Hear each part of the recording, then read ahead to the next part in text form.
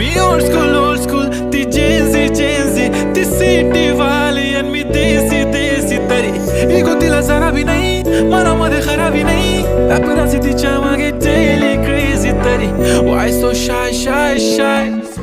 सुंदरी तुझं नाव काय आहे तुझं गाव काय आहे ग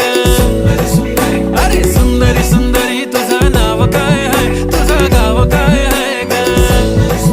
अरे सुंदरी तुझं नाव काय आहे तुझं गाव काय आहे ग